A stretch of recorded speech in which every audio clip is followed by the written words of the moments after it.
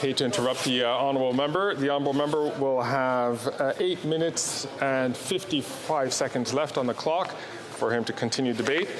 Statements by members. Déclaration des députés.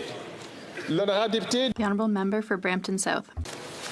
Mr. Speaker, Brampton is one of the fastest growing cities in Canada, and housing is top of mind for our residents.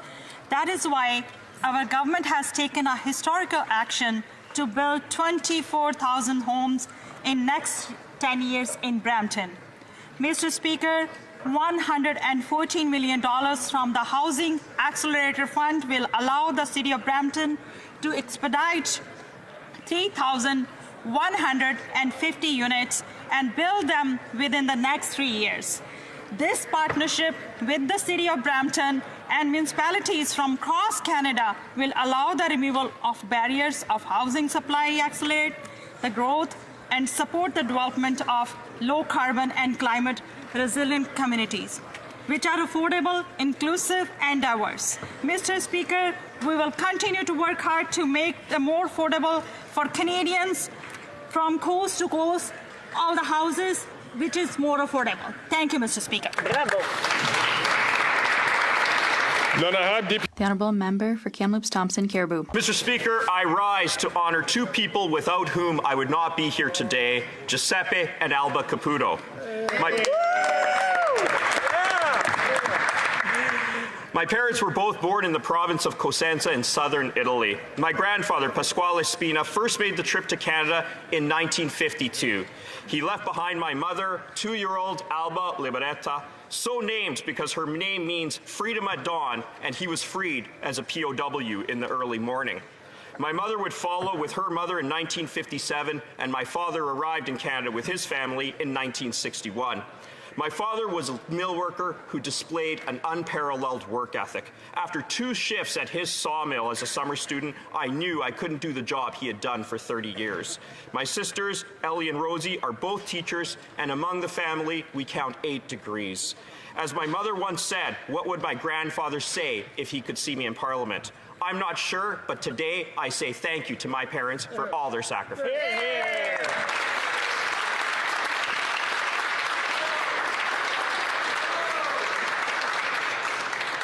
The honourable member for Nepean. Mr. Speaker, October is Latin American Heritage Month, a time to recognize the many contributions that Latin American communities have made and continue to make to the socio-economic development of Canada. Canadians of Latin American descent have enhanced the cultural mosaic of Canada through their artistic and culinary traditions. This month, we had many opportunities to discover the long and rich history of many Latin American communities here in Canada and celebrated their culture, resilience, and heritage. I would like to recognize Jaime Marulunda, editor of Eco Latino, and community leader Carolina Izaguirre Campos for their services to the community. I would like to thank Professor Luis Abanto, Chair of University of Ottawa's Department of Modern Languages and Literatures, for inviting me to a Latin American Heritage Day event. Thank you, Mr. Speaker. The honourable member for Abitibi James Nunavik EU.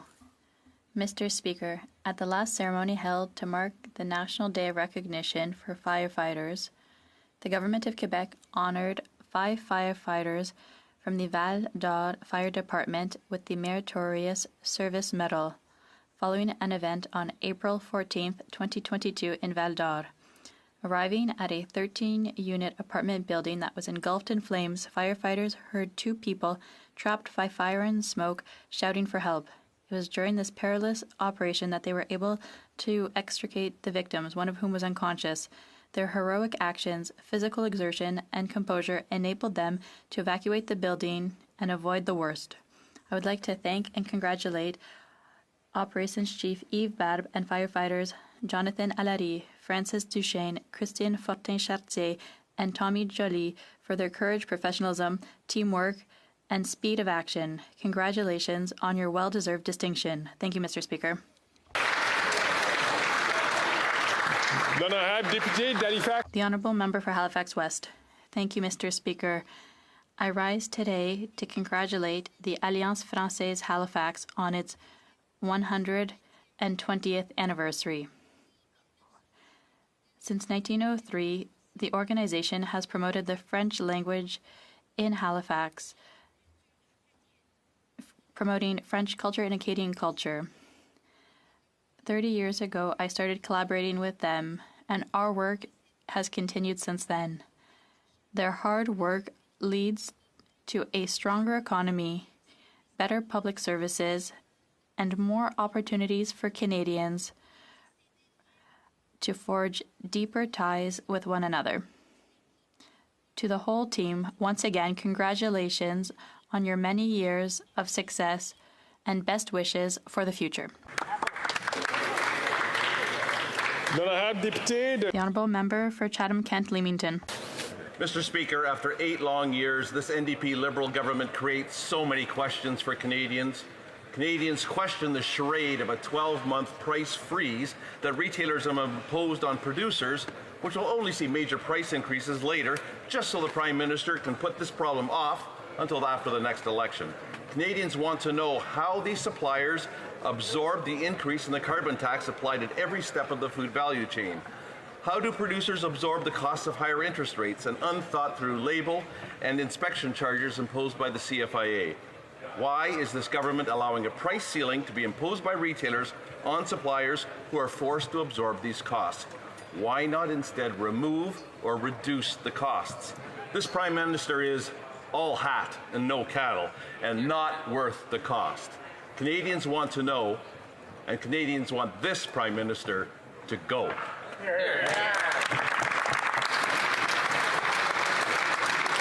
The Honourable Member for Hamilton East Stony Creek.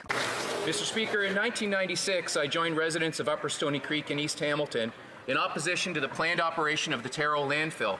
Against stiff opposition to the plan, the Conservative Premier of Ontario, Mike Harris, approved its operation. Fast forward a quarter century, and with the landfill poised to close in 2019, Premier Ford ignored overwhelming community opposition and approved its expansion and continued operation for another decade. This past summer was unbearable for Stony Creek residents. Odors from the expanded landfill prevented residents from enjoying their properties and local parks, and many were physically affected by its operation. Mr. Speaker, Ontario's provincial government has yet to act, and I rise today to voice my support for local residents who've called upon Premier Ford and other elected representatives to immediately close the landfill until the company implements measures to eliminate odors at the site.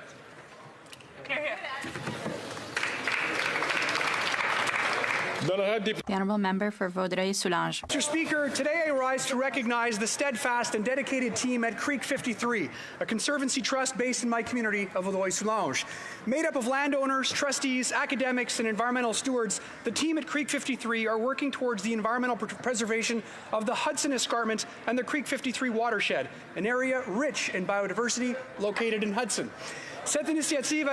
This initiative was made possible thanks to the vision and hard work of administrators Richard Atler, Bernard Boy, Christopher Buttle, Lindsay Dayu, and Brian Grubert. Thanks to them, the generosity of donors who shared their vision, Creek 53 ensures that this magnificent ecosystem supports research, education, and awareness, and that future generations will be able to benefit. One who calls Vaudreuil-Soulanges, I extend my heartfelt gratitude to the volunteers, the supporters, the trustees at Creek 53, who are pioneers not just in conservation, but in truly living the ethos of environmental harmony and preservation. Thank you, Mr. Speaker. The Honourable Member for Calgary Centre. Speaker, young Canadians can't afford to move out of their parents' home, but now seniors are forced to sell their homes because they can't afford them anymore. After 8 years of this NDP Liberal government, inflation is so high that Canadians who have worked for decades, saved up for their retirement, and contributed their entire lives are forced to sell their homes. Worse than that, they can't even afford to rent. The Prime Minister needs to admit to Canadians that this so-called Sunny Ways policies have cost seniors their retirement. With housing costs more than doubling, they can no longer afford to live in their homes. Many are trying to re-enter the workforce, even those who've been retired for more than 10 years. Why? To pay for the basics, food and rent. Mr. Speaker, Common sense Conservatives will start by capping spending and bring inflation and interest rates down so that people can keep their homes. It's now obvious to the young people who can't afford to move out. It's painfully obvious to the parents who have to move back in with their kids. This Prime Minister is not worth the cost.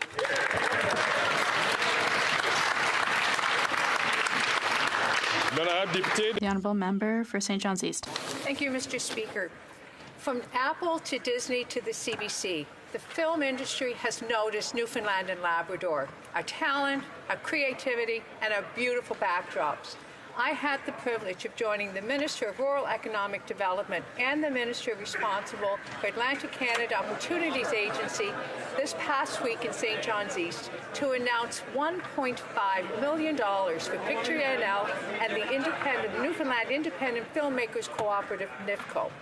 This funding will help the film industry in our province even further, keeping their competitive advantage so the next great production chooses Newfoundland and Labrador as their cast of characters.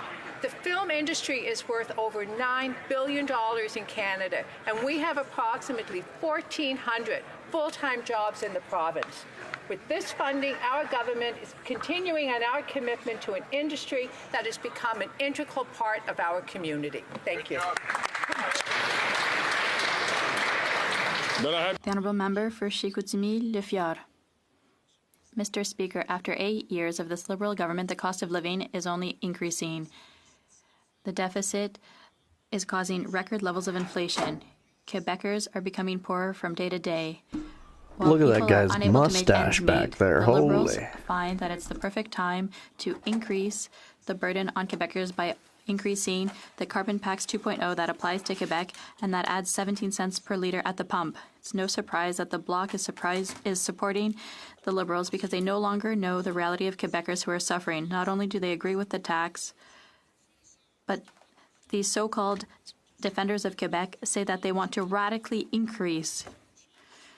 It's expensive to vote Bloc. People have a hard time feeding themselves and housing themselves, and the only thing that the Liberal Bloc government is doing is increasing the tax that increases the cost of everything. The Conservative Party is the only party that will make life more affordable by abolishing the carbon tax and by bringing common sense home.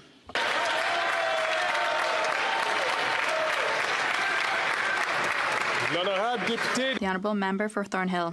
Imagine having lunch in a Jewish-owned business in downtown Toronto only to be shouted at because you're Jewish. Imagine being harassed outside your children's school where you've been told that they would be safe as they are escorted in by uniformed police officers. Imagine being told you shouldn't come to the office on a Monday morning, or maybe it would be wise to take off the religious identifier that was meant to signify your faith off your front door because it would make you a target. You don't have to imagine it. It's all happening here, and it's further fueled by the irresponsible statements pushed by the Prime Minister, who 6 days after repeating Hamas's talking points still hasn't corrected the record. Imagine being terrified in your own community and having a Prime Minister Justin needs who to show hasn't a little said more a word about it. Quite responsibility. the opposite. He took the word of a terrorist organization over his own militaries and our allies and still hasn't retracted his statement.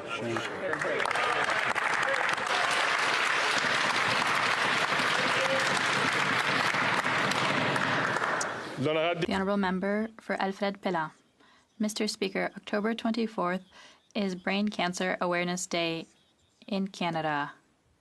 Thanks to the Hats for Hope campaign, this date has become a symbol of solidarity in the face of this devastating disease. Every day is a struggle for patients, but support and hope grow every year. Tomorrow, wear a hat or a sweatshirt, take a photo, share it on social media, and be a force for hope. Let's pay tribute to all those who bravely face brain tumors, like my beloved mother, in whose memory I make this statement. This life-altering disease can impair vision, hearing, memory, balance, and mobility, leaving lasting physical and emotional effects. Thank you to the Brain Tumor Foundation of Canada for its hard work in helping patients and families and advancing the search for a cure. Thank you. The Honourable Member for Vancouver East. Humanity faces unprecedented danger from climate change and biodiversity loss. Yet, while the Earth is on fire, government's inaction is equivalent to pouring gasoline on the flames. This past summer, the CEO of Suncor made troubling remarks about the need to maximize profits in an industry that has seen record profits over the last 2 years. CEOs of big oil companies rate in billions of dollars, while communities across Canada were ravaged by forest fires. They keep raking in more and more money, but nobody is doing anything about it. Decades-long pollution. The Liberals have given big oil free rein to fuel the climate crisis and maximize profits. The NDP wants to see an end to subsidies and stronger emissions caps on these big oil and gas companies to stop their decades-long free ride. It is time to end their greed and protect the future of our planet.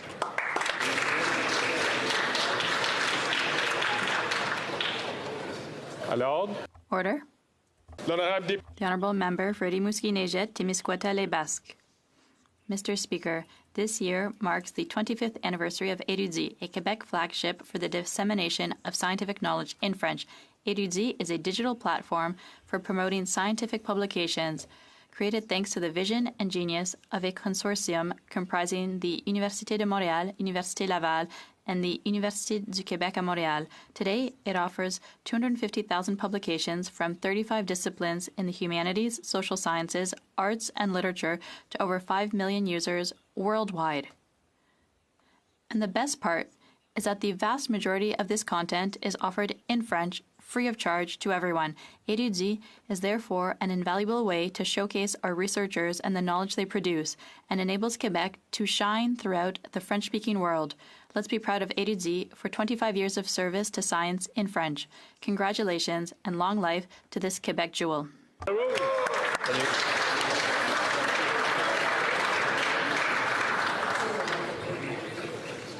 The Honourable Member for Calgary-Midnapore.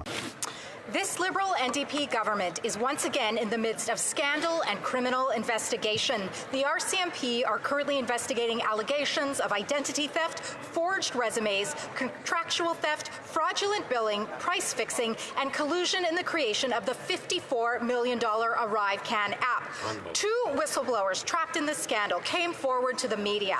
This is the only reason we now know, as government officials were forced by their political masters to lie to Canadians about this contract. This investigation was hidden by GC Strategies, the Canada Board of Services Agency, numerous Liberal ministers during our study last year. They deliberately withheld the truth from this House and from Canadians. This Liberal NDP government will engage in criminal behavior to pay their friends millions and continue their cover-up before they tell the truth. This Prime Minister once again shows that he is not worth the cost. That's right. Holy smokes. The Honourable Member for Fleetwood, Port Kells. Mr. Speaker, last week I counted 158 times Conservatives claimed things that demonstrated they were, let's say, factually perplexed.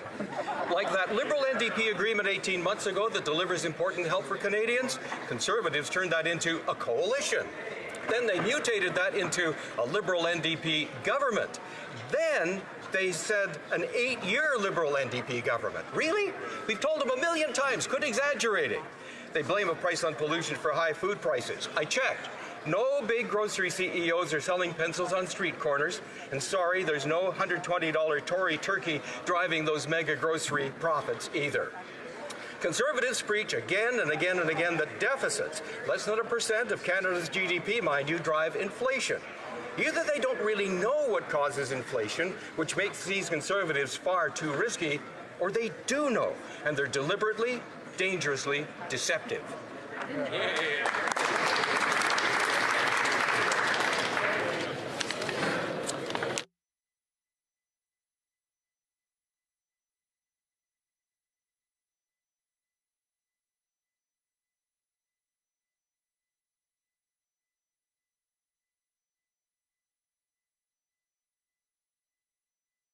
I think this is going to be a good one today. Questions orales, oral questions. Lena Hatch. The Honourable Leader of the Opposition.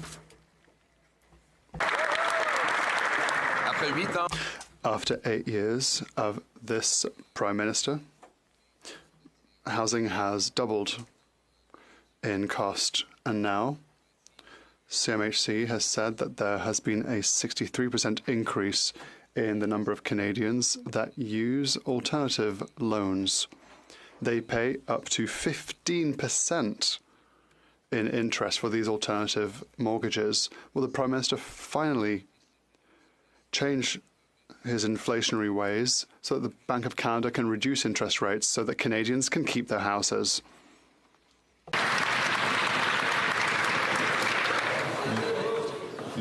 The Honourable Minister.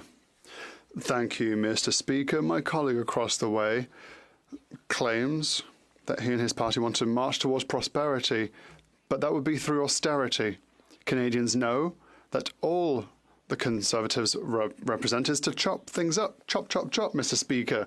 Chopping funding for small craft ports, chopping in various programs that our communities need. The Conservative Party is like being a shark that claims to be vegetarian. They're not credible at all. They are not worth the risk, Mr. Speaker. The Honourable Leader of the Opposition. Mr. Speaker, Canadians are already living through austerity. They have to chop, chop, chop their own personal budgets, groceries, gas, and now their homes.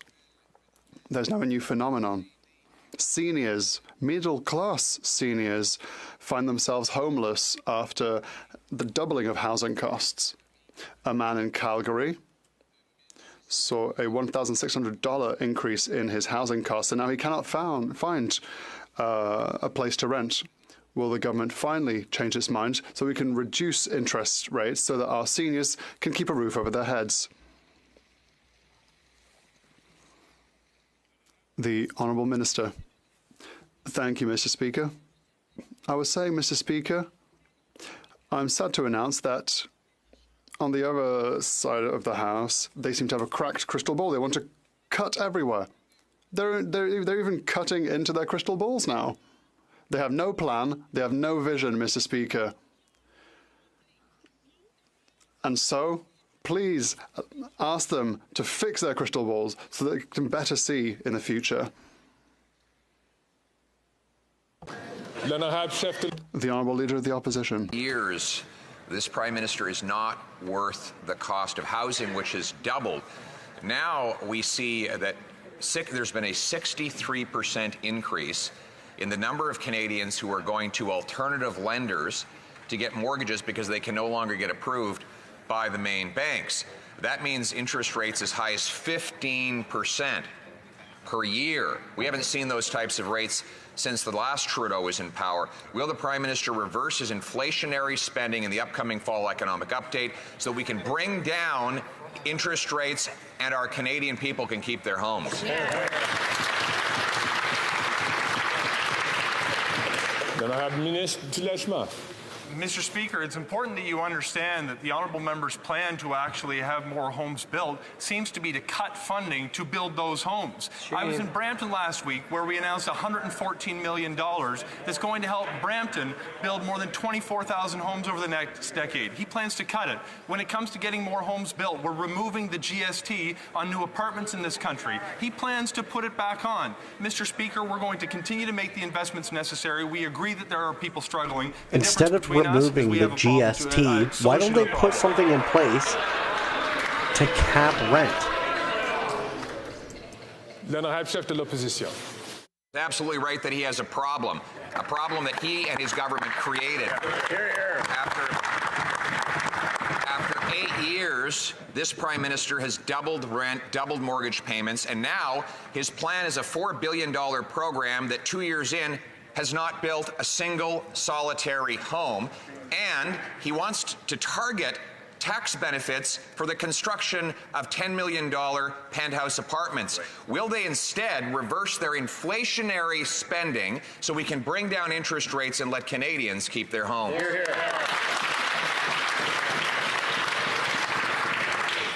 L'honorable ministre du Logement. Mr. Speaker, you want to talk about housing program delivery. When he was the minister, he had $300 million go towards the building of only 99 homes over years, Mr. Speaker. We're continuing to roll out programs that are literally changing the ways that cities build homes. We have helped build or repair nearly 500,000 homes through the National Housing Strategy, which his party voted against. He's now opposing measures that's going to make it cheaper to build the homes that Canadians need. We're going to get it done by continuing to incentivize home building, supporting the people who are going to put roofs over the heads of our neighbors. It's the right thing to do. It's a shame that he opposes it. You guys aren't incentivizing anything. What are you talking about? That guy is delusional. After 8 years, the National Housing Strategy of which he speaks has doubled housing costs. It doubled the cost of mortgages, rent, and down payments. And yes, it costs many millions more than what we spent when we were in government, but we delivered housing that was half the cost of what it is today. Now on to restaurants. Today we learned that 1/3 of restaurants are losing money.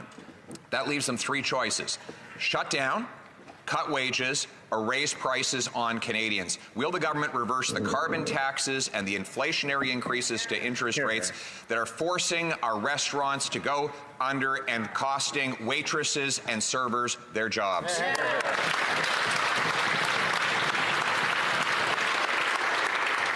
L'honorable ministre. Mr. Speaker, as a former small business owner myself, I know that small businesses are the backbone of these communities. And as a small business owner, I'm glad the Conservatives are not in charge. Small businesses wouldn't be saving $1 billion in credit card transaction fees. Women entrepreneurs would not have $7 billion of investment through our women entrepreneurship strategy, nor the $10 a day childcare that has put more women into the workforce. Conservatives have been voting against these efforts to support small businesses, including women entrepreneurs, and they are not worth the risk. Bravo.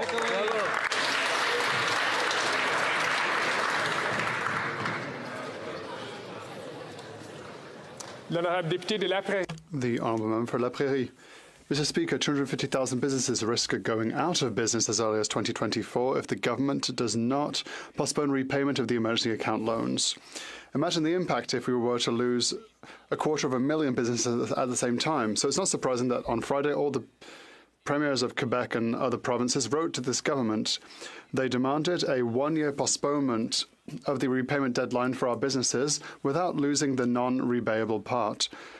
The premiers are unanimous. The premiers are responsible. Will the government respect their request?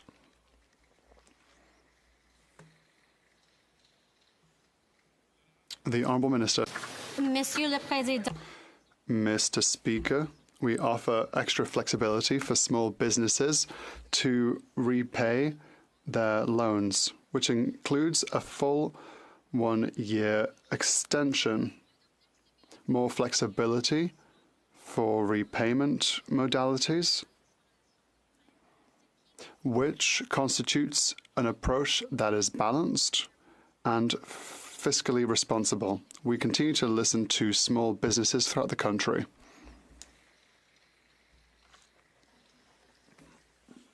The Honourable Member for La Prairie. Mr. Speaker, once again, this government can't see beyond the end of its nose. That's not what businesses are asking for. They're asking for a 1-year extension for their loans. Does the government really think that these businesses will pay their loans back any faster? If these businesses close, how many workers will end up on EI? Has the government calculated that? Mr. Speaker, the premiers of Quebec and the provinces are unanimous. They have all understood that we have no choice. When will this government finally understand that this is completely logical? The Honourable Minister. Thank you. I'd like to thank my colleague for his question. And as he knows full well, most businesses have said if our government hadn't been there during the pandemic, many businesses would have had to close their doors. We had a solution, a flexible solution that meets our fiscal framework and will continue to be here for businesses on many affairs. We have made historic investments in businesses in Quebec and will continue to do so. The Honourable Member for Burnaby South. Israeli families have lived with the pain of loved ones either killed or still held hostage. In the last 2 weeks, the situation in Gaza has grown dire. Humanitarian aid is trickling in. Thousands have been killed, many children. Diverse voices are calling for a ceasefire, including the head of the UN, Canadian aid agencies, and even some Liberal MPs. Will the Prime Minister join the NDP's call for a ceasefire now.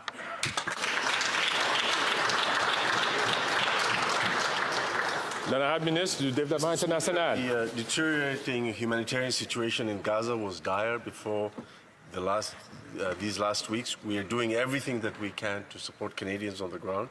We're also committed to working diplomatically to prevent the conflict from spreading. We're working with our allies to ensure the protection of all Israeli and Palestinian civilians.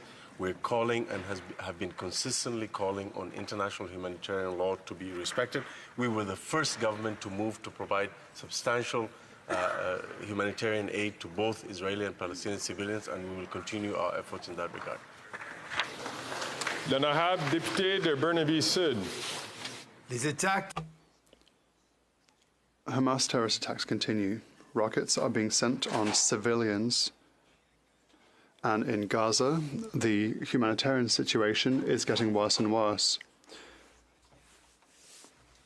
More Israelis and Palestinians are losing their lives in this horrible war. When will the government finally take its role seriously in protecting innocents? And when will it finally ask for a ceasefire?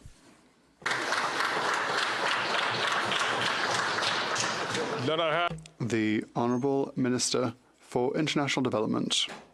Thank you, Mr. Speaker. Active from the very beginning, we were the first Western country to provide an initial amount of $10 million to go to humanitarian assistance, and recently we announced an additional $50 million, Mr. Speaker, bringing the Canadian total to $60 million. We've been consistent in the call to respect international humanitarian law by all parties in this conflict, and we have been consistently working very hard with our friends and allies in the region to make Look sure at that guy in the background just angrily angrily looking at the camera. They're maintained and that essential life-saving supplies get through on a daily basis. Merci. L'honorable député de Thornhill. Mr. Speaker, after 8 years of this Liberal NDP government, nearly half of all Canadians with a mortgage say that they're having a tough time paying it. The Prime Minister told us interest rates would stay low forever, but his reckless spending and higher taxes have caused rates to skyrocket faster than ever.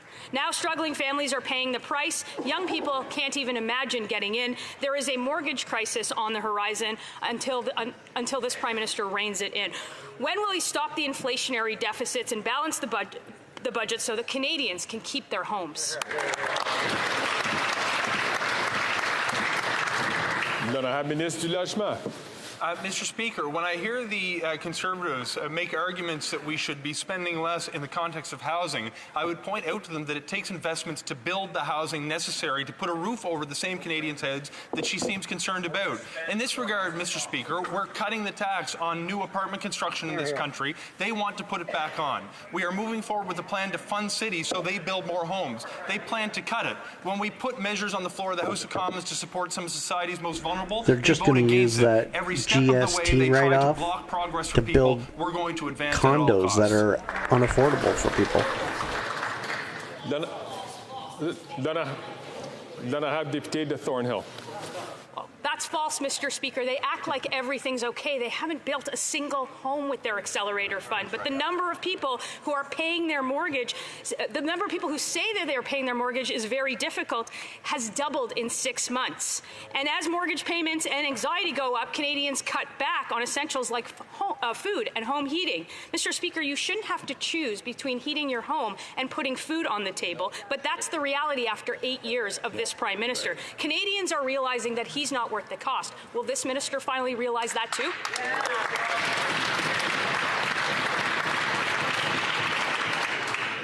L'honorable ministre du Logement.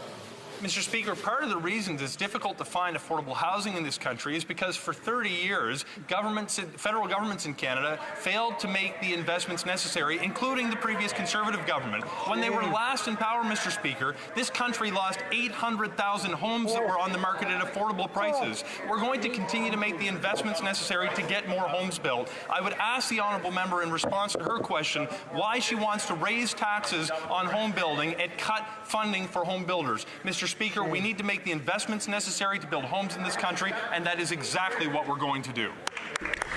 He is right. The previous governments did nothing. Once again, Nothing I'll to ask all help. members, even those who are not sitting in their normal seats, to please listen to the response, and when they have the floor, they'll be able to ask the questions. The honourable member from Simcoe North. Mr. Speaker, after 8 years of this Liberal NDP government, spending is out of control and inflationary deficit are pushing up mortgage costs. The Parliamentary Budget Officer says the deficit this year will increase to over $46 billion, and everyone now agrees that spending is driving interest rates. Right. Every month, 70,000 households are renewing their mortgage, and they're realizing that this Prime Minister is not worth the cost. So will they rein in inflationary deficits, put forth a plan to balance the budget so Canadians can keep their homes?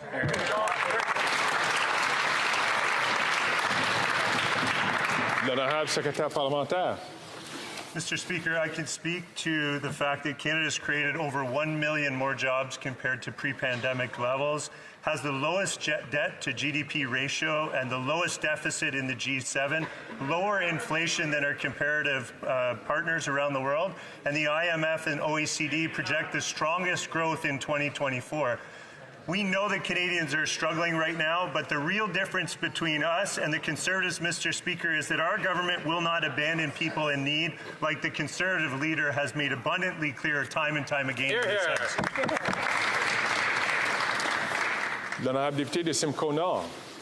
Mr. Speaker, maybe the government hasn't got the memo. Nobody cares about meaningless G7 comparative statistics. After 8 years of prolific spending, the bills are finally coming due. Right. The government borrowing is driving interest rates. This year, the government has to borrow $421 billion. Next year, the government has to borrow over $350 billion. That pushes up mortgage costs for everybody. So once again, will they acknowledge that they need to rein in their spending, produce a plan to balance the budget so that Canadians can keep their homes? Yeah, I personally don't care about the G7. I care about what happens in my country and the affordability here.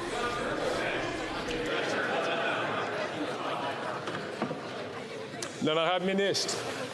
Mr. Speaker, I will share with you what Canadians and Albertans care about, and that is the Canada Pension Plan. And Mr. Speaker, after 3 weeks of silence on behalf of the Conservative leader, finally a comment on Danielle Smith's idea to take Albertans out of the CPP, a weak, timid response at that. And guess what, Mr. Speaker? 30 MPs from Alberta, Conservatives, every one of them, silent on the issue. Why, Mr. Speaker? Because they talk a big game in this House, but when it comes to defending Albertans and Canadians, they're silent. We're on the task. We're going to defend Albertans and the CPP.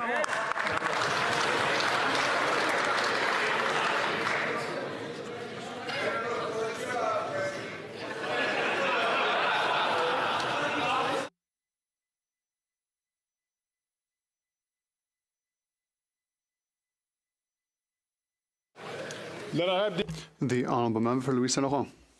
Mr. Speaker, after 8 years of this Liberal government, unfortunately we no longer recognise the Canada we were so proud of.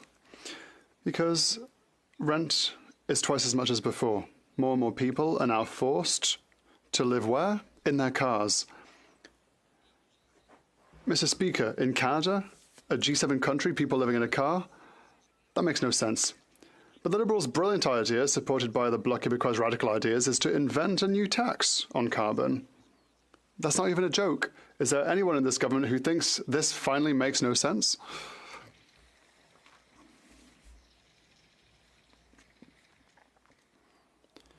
The Honourable Minister. Thank you, Mr. Speaker. I'd like to thank my colleague for his question. Many things in his question, but I'd like to start by saying that climate change isn't just taking care of the environment. That's what the Conservatives don't want to do in the first place, but it's also taking care of our transition economy. Fighting for climate change is creating jobs, and that is exactly what we're doing on this side of the House. The Honourable Member for Louis Saint Laurent. Well, she should go and knock on people's car windows and tell them that. It's completely disconnected from reality. People who are living this government's inflationary crisis, for 8 years, they did nothing to control spending. They created inflationist measures, and so today, everything costs far too much. What do they want to do is radically increase the carbon tax with the complicit help from the Bloc Québécois? Is there anyone in this government who can finally rise up and say that this finally makes no sense?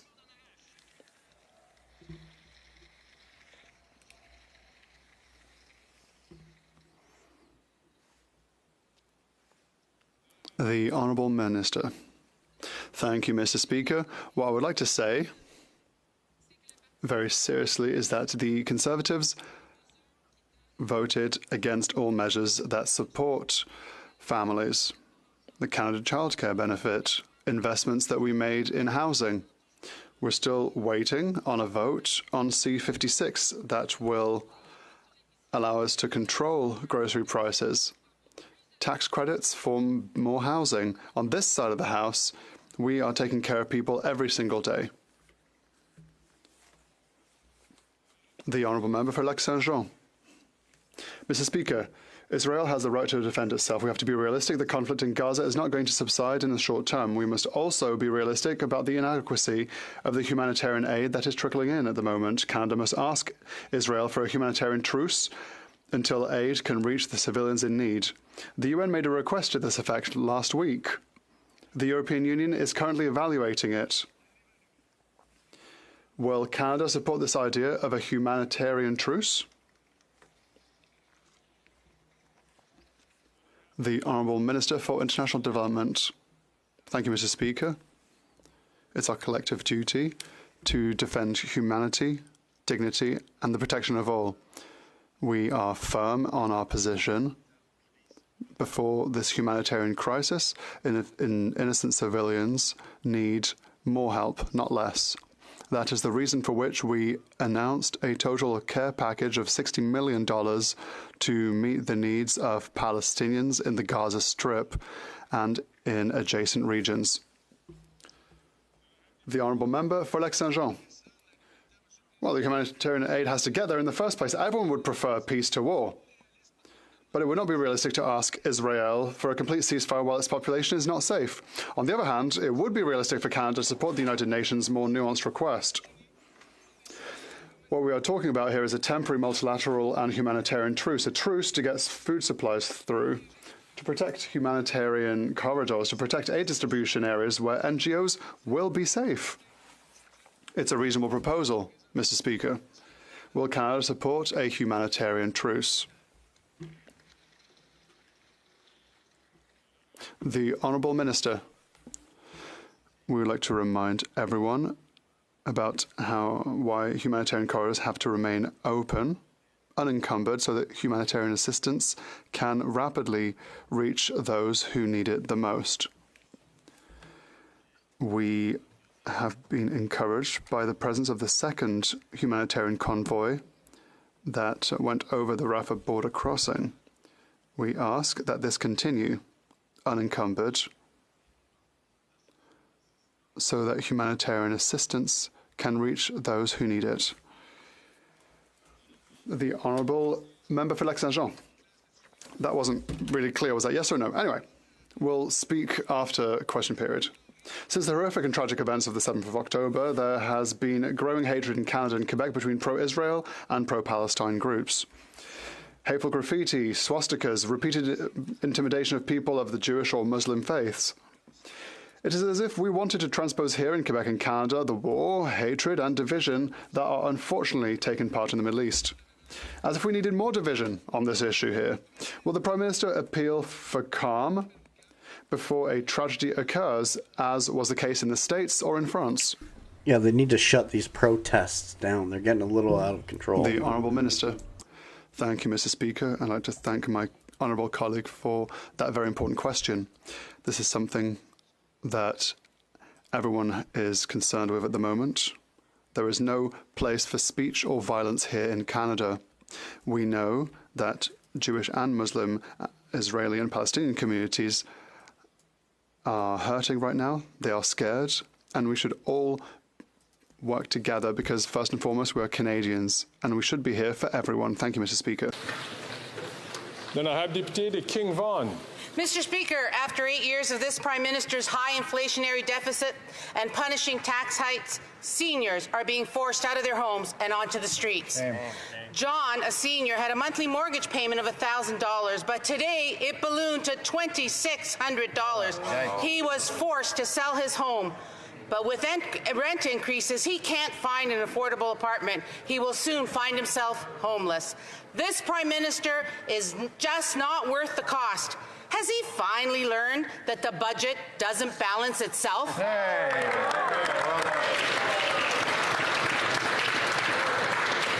De la Rade ministre.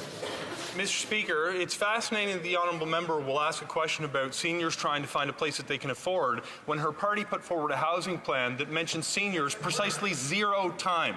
Mr. Speaker, over the course of my time in this chamber, I have seen the Conservatives oppose taking the age of retirement from 67 back to 65. I have seen them oppose increases to the guaranteed income supplement. I have seen them oppose increases to the old age security pension to go up for seniors 75 and more. If it's finally time that the Conservatives recognize seniors need help, I welcome it, but they're new to this game, Mr. Speaker.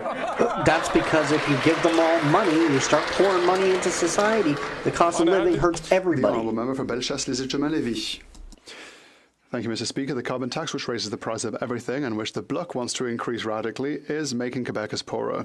After 8 years of this government, a young retiree has to go back to work to pay for her heating and grocery bills. She says, all my bills are higher. It's expensive to vote for the Bloc Québécois. The Prime Minister must finally understand that his inflationary policies are hurting people. When will he abandon his costly carbon tax, Mr. Speaker?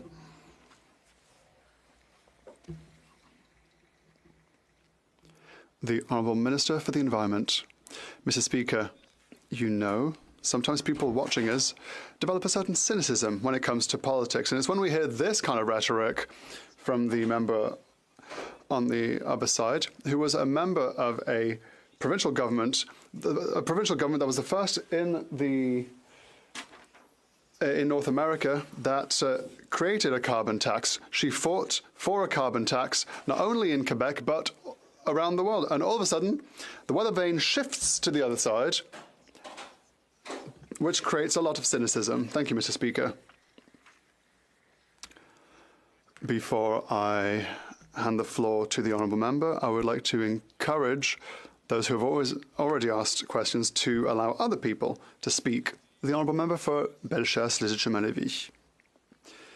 Well, here we are in our great Canada. Retired seniors have to go back to work to be able to pay for their basic needs, like food and heat.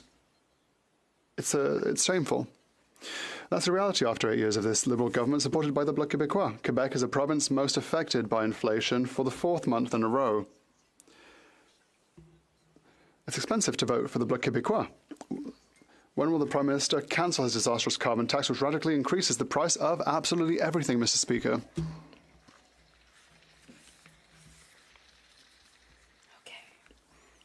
The Honourable Minister. Thank you, Mr. Speaker. I think that it's difficult to call Jean Charest a dangerous bloquiste. It's under that premier that she created and defended the carbon tax. She believed in climate change. Now she no longer believes in it. She believed in carbon pricing. She believed in implementing programs to support public transit for the electrification of transit. Now she believes in nothing. The carbon tax does nothing. You guys don't use it for anything to climate change, except to send to other countries. You've done nothing with it to make society more green. Honorable député de Vancouver-Est. The Auditor General has reinforced findings from 2 Polera reports of racist outcomes in Canada's immigration system. Regional disparities continue to create longer processing times for those in sub-Saharan Africa. Meanwhile, new AI tools discriminately double wait times for Haitian citizens. The Liberals said they will address regional disparities in 2016, but the Auditor General found they have done nothing. This is outrageous. People's lives are hanging in the balance. Will the government take immediate action to put in place an independent ombudsperson to end the systemic racism in IRCC? Honorable Ministre. Thank you, Mr. Speaker. I think it is important not to deny the reality that systemic racism exists within IRCC. as well as the fact that it exists throughout the public service, and we need to address it. This has real impacts on people that are looking to come to Canada, as well as some of the facts that the member opposite has stated. I would note that thankfully the Auditor General produced a report that will help as a guide. I've asked my Deputy Minister to continue her work in fighting systemic racism. I would also note that some of the thresholds have gone up in Western Africa since the reference point, but it's not enough, and we've got to do better. L'honorable député de Windsor West. Mr. Speaker, the Prime Minister must call for a ceasefire in Israel and Palestine now. We must protect children from injury, death, and the desolation of their futures. Canada's voice used to be a leader that stands up for human rights and dignity for all, not standing on the sidelines like we're seeing now.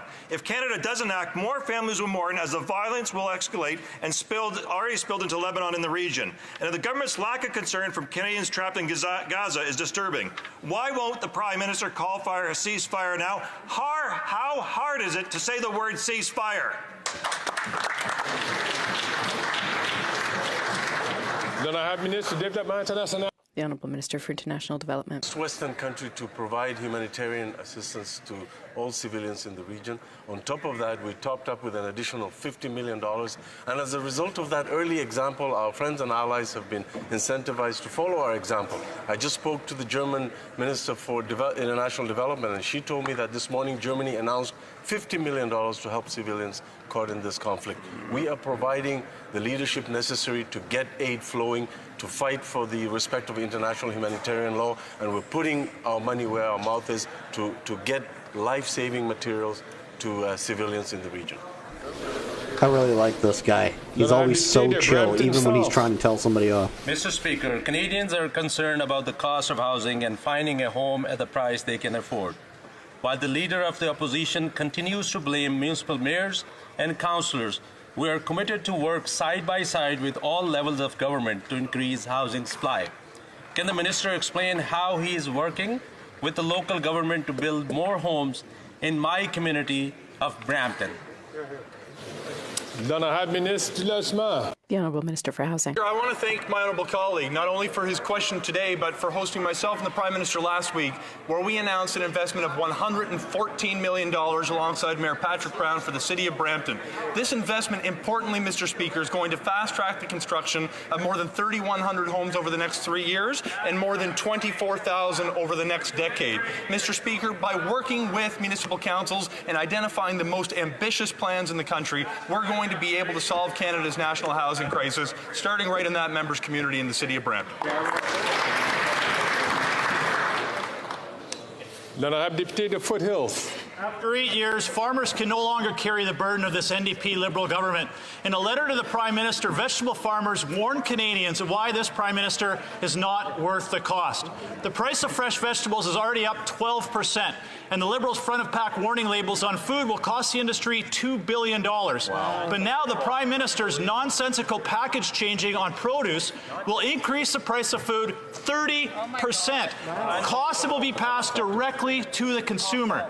So why is the Prime Minister increasing the cost of food by 30%?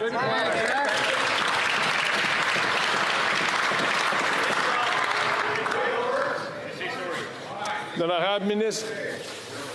Thank you, Mr. Speaker, and I appreciate my honourable colleague's question. And he's fully aware that we're dealing with the food chain in order to deal with the cost and price of food. And we understand the price of food is too high. But, Mr. Speaker, if we do not deal with climate change, that is a major problem with the cost of price of food. When you have floods in British Columbia, you have fires in British Columbia, you have straw worth $300 a bale across the prairie. There's no possibility of keeping food prices down when you have extreme weather conditions. We are and will continue to deal with climate change.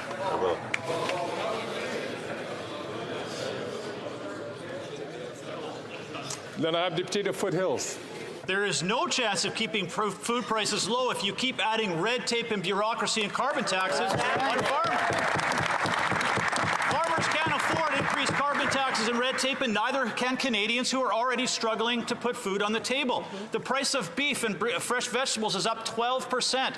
The carbon tax will cost Canadian farmers close to $1 billion by 2030. It's this simple. You increase costs on farmers, food goes up. You increase costs on retailers, food goes up.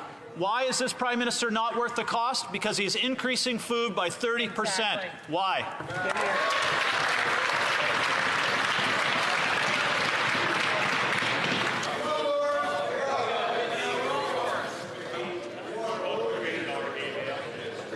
L'honorable secrétaire parlementaire.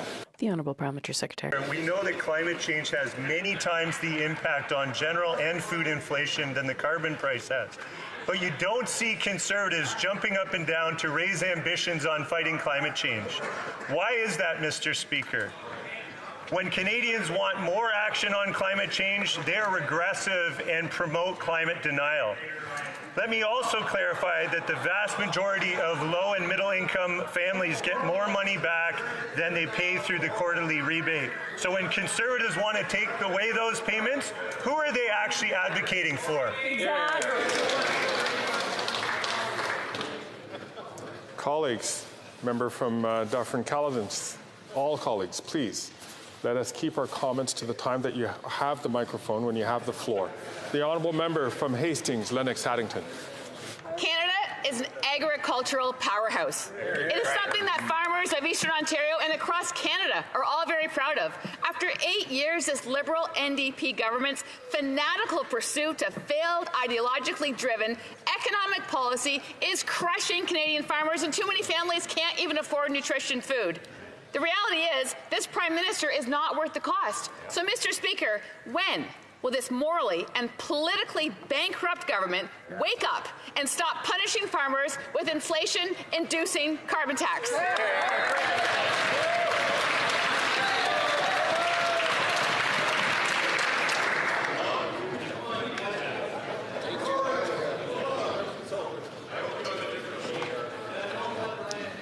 L'honorable secrétaire parlementaire. Mr. Speaker, if Conservatives really cared about grocery prices, then why aren't they supporting our Affordability Act in this House? They've stated repeatedly over and over again that they're going to vote against measures that will increase competition and bring down food prices for Canadians. Are they to expect us to believe that common sense means working against the interests of Canadians? We're fighting for affordability for Canadians every step of the way. The Conservatives should get on side and support our Affordability Act.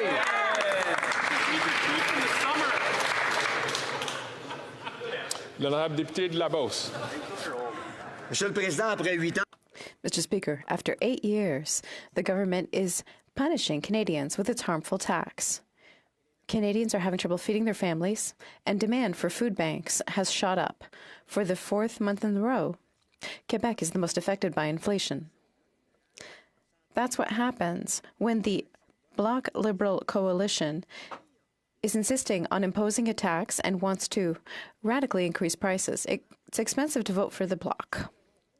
Will they cancel their infamous tax today?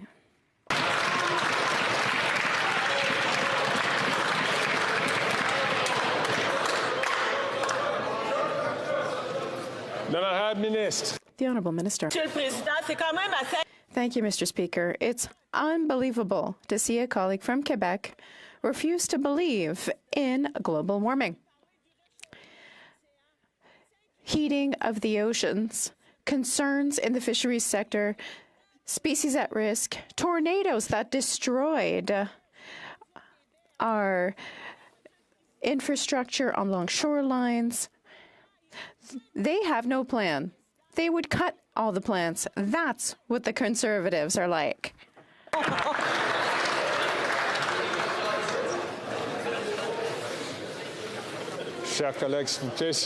Dear colleagues, please, if I could ask you once again not to speak before being recognized by the Speaker. The Honourable Member for Berthier-Masquinongé. Mr. Speaker, last Saturday in Quebec, organizations and unions protested to demand an end to closed work permits for temporary foreign workers and their right. Closed permits put workers in a state of total dependence on their employer, and unfortunately, some employers take advantage. The Bloc Québécois has finally succeeded in bringing this issue to committee. Can we count on the government to tell temporary foreign workers listening to us that we're working on solutions and that closed permits will soon be a thing of the past? The Honourable Minister. Mr. Speaker, I very much appreciate the question from my colleague.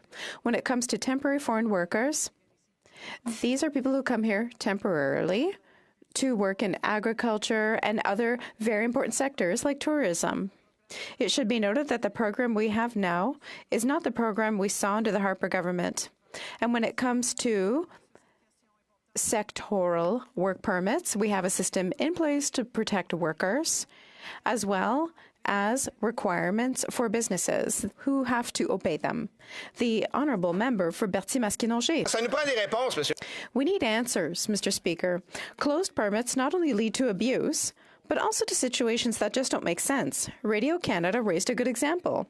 Mr. Bérard from Mauritius. He works in Beauce, and he wants to stay there, but the factory where he works is closing.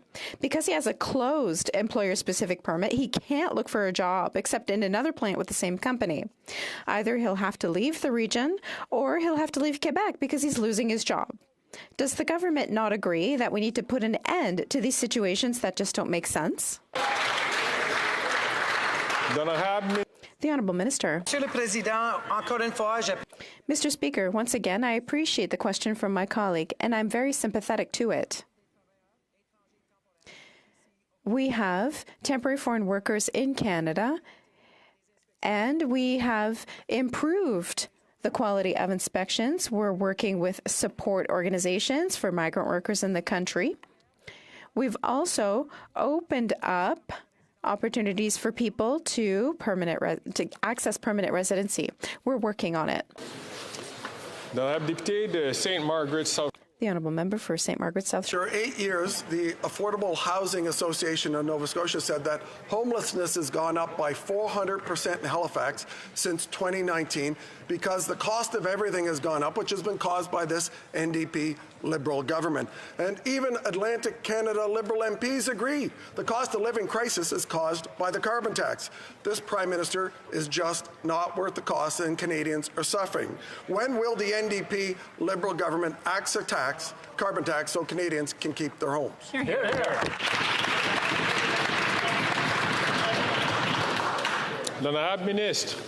Mr. Speaker, you know, it's fascinating. I was with the head of the Affordable Housing Association for Nova Scotia just a couple of weeks ago when we were announcing a $79 million investment in Halifax that's going to build more homes in that city. It happened to be on the location of an affordable housing project that only exists because it was funding through the federal government's National Housing Strategy. If the Honourable Member wants to address housing policy, I would suggest he talks to some of his colleagues who plan to raise taxes on home builders and cut funding for home building. Mr. Speaker, we're going to continue to make the investments necessary to put a roof over the head of Canadians. I hope he gets with the times and joins us.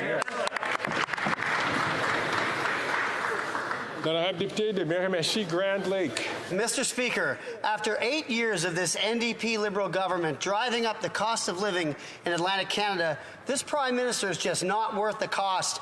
Liberal MPs from Atlantic Canada have again decided to punish us by quadrupling the carbon tax to 61 cents per litre. Atlantic Canadians have had enough of the carbon tax. Will the Prime Minister now admit the carbon tax is punishing Atlantic Canada and the most vulnerable people in our society? That's it.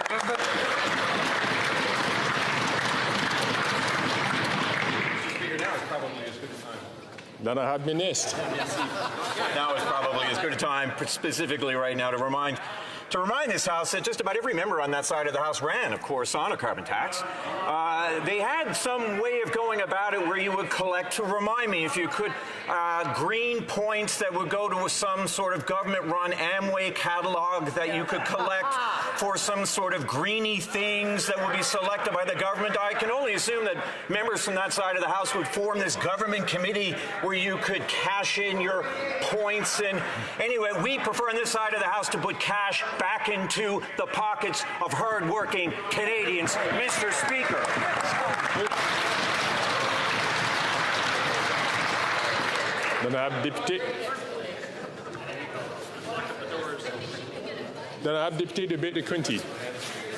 Mr. Speaker, if RBC takes over HSBC, it'll mean that Canada's #1 bank will swallow up Canada's #7 bank and its 800,000 mortgage customers in one big gulp. What does that mean for Canadians? Well, this week's variable mortgage rates show that HSBC's variable mortgage rate is 6.4% compared to RBC at 7.15. That means for a family in Toronto or Vancouver with $500,000 mortgage will pay over $312 more per month over the $1,000 they're paying when they remortgage. Will this minister reject this merger, or will she prove once again that this Prime Minister is just not worth the cost? Yeah!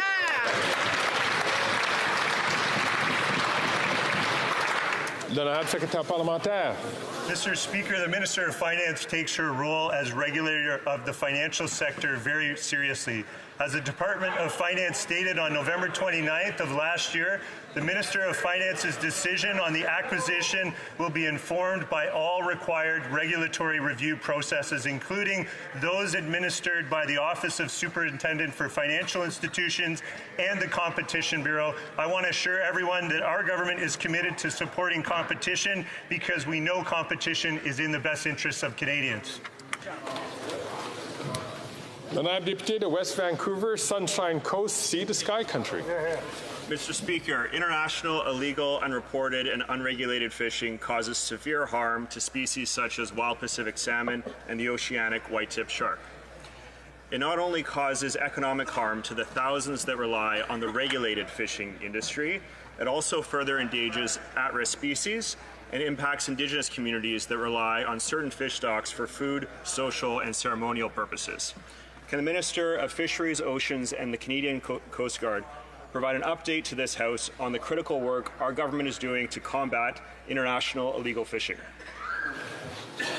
The Honourable Minister. Thank you, Mr. Speaker. I'd like to thank my colleague for his question and his strong advocacy for fish species at risk.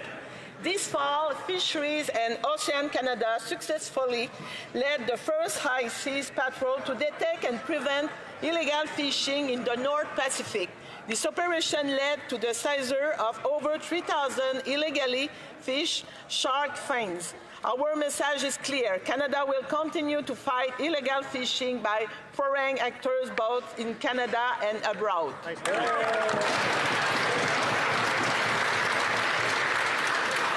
Honourable Deputy de Brantford. Mr. Speaker, the RCMP ended the SNC investigation due to this Prime Minister's refusal to gain access to cabinet documents. It doesn't stop there.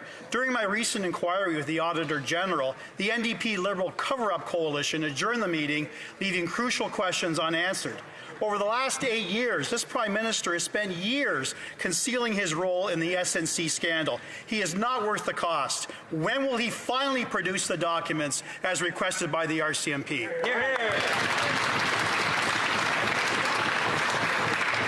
I want to remind all members, please, to refrain from using mock names. The Honourable Parliamentary Secretary. Thank you, Mr. Speaker. As the RCMP have confirmed, there is no active investigation. The case was fully looked into and is now closed. And as the member opposite knows, all RCMP operations are taken independently. Hear, hear. Then I have Deputy de Brantford Brant. Mr. Speaker, that response is the opposite definition of transparency and accountability. In 2019, after being found guilty of breaching the Conflict of Interest Act, the Prime Minister claimed he took full responsibility for his mistakes. Yet here we are after 5 years, and the RCMP confirms that the Prime Minister refused to release all the documents as requested. Canadians have questions, and unlike this NDP Liberal Cover-Up Coalition, Conservatives want answers. What is he hiding?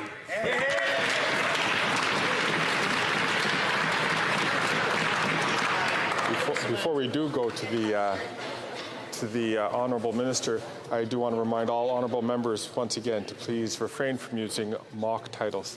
The Honourable Minister for Justice and Attorney General for Canada. Mr. Speaker, and I appreciate that question, but I also appreciate who it's coming from. The member opposite is somebody who I've worked with in the past on the Justice Committee, somebody who knows the criminal justice system in this country and the difference between political operations and policing operations. There's a bright line in a democracy between those two things. In a democracy, we don't instruct police officers how to do their job. The RCMP conducted an independent investigation, concluded there was no further investigation merited. We trust the RCMP in this country to do their jobs independently. I wish my colleague opposite would do the same.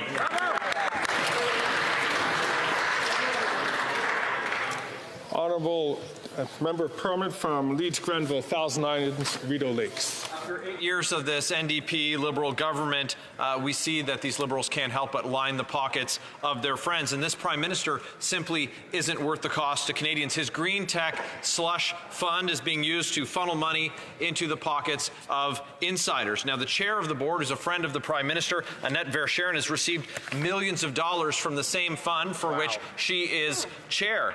How many more Liberal insiders have gotten rich from this slush fund? Who got rich?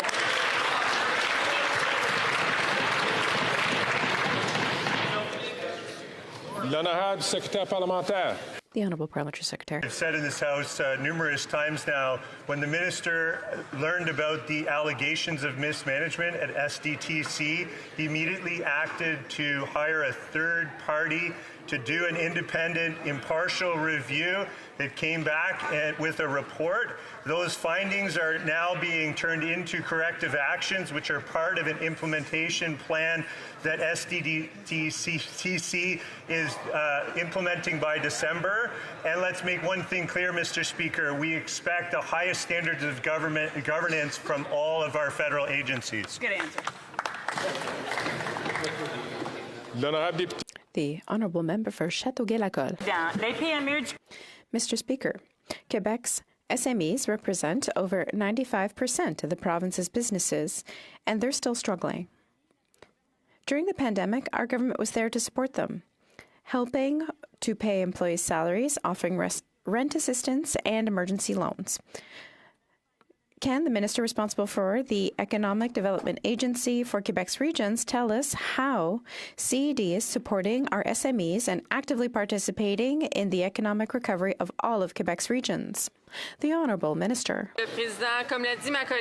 Mr. Speaker, as my colleague said, our government knows that SMEs are still facing challenges. I'm proud that CEDs support them in every region of Quebec, including $212 million for more than 580 projects within the Regional Economic Growth through Innovation Program, $33 million in the Community Futures Program, which funds more than 50 CFDCs and 8 business development centers. We know that supporting economic development in our regions means supporting local jobs. Thank you. L'honorable député de Port Moody, Coquitlam.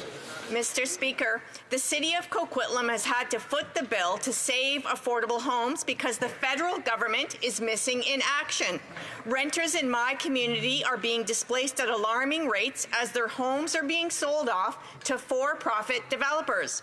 Homelessness in Coquitlam is soaring. We cannot afford to lose more co-ops and rentals.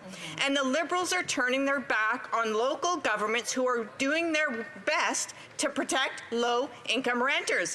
How many more people need to go homeless before they take this housing crisis seriously? L'honorable ministre. Mr. Speaker, I sincerely thank my honourable colleague for her concern regarding the need to invest in affordable housing and to invest in homelessness prevention. I'd remind her that we had the opportunity not only to make an initial multi-billion-dollar investment to address homelessness in Canada, but then to double it. Shamefully, certain parties in this chamber voted against that measure. Mr. Speaker, this builds on 8 years of work where we have returned to the affordable housing space through the National Housing Strategy and now are working very closely with local governments, municipalities from coast to coast to coast, to build more homes. I look forward to doing that in cooperation with the NDP. The Honourable Member for Richmond, Arthabaska. Mr. Speaker, everyone's talking about the urgent need to act on climate change and the energy transition. Citizens are being asked to take action. When it's time for them to be reimbursed for their portion of the Canadian Grant for Greener Homes, that urgency falls by the wayside. The provincial portion is reimbursed within 2 months of filing documents. At the federal level, citizens have had to wait more than 18 months to get their money. It's almost impossible to talk to a public servant. When people get through, they're being told that staff is swamped. Mr. Speaker, at a time when citizens are struggling to make ends meet, can the minister just make sure his staff solves the problem once and for all? The Honourable Minister. Thank you, Mr. Speaker. I thank my honourable colleague for Richmond Arthabaska for his question. I recognize that there were problems with the program's implementation, but since then, Natural Resources Canada set up measures to improve access to the program so that people can renovate their homes, make them more energy friendly, and save money on their energy bills and reduce greenhouse gases, which the Conservatives opposed, and in fact they'd get rid of that program if they took power. We'll continue to work with all Canadians on climate change and affordability. That is the end of question period. We have a point of order. Point of order, Mr. Speaker. Earlier in question period, twice you referenced a mock title that members are not supposed to use. And I know a number of us are confused as to what that may be. So I'm wondering if the Speaker could clarify what that term is so that we cannot make that same mistake again going forward. I thank the honourable member from South Shore St. Margaret's for that. The term that was being referenced, I will get back to the honourable member from Brantford Brant, as well as to the member from South Shore St. Margaret's on this shortly, and I will share that with the House at that time.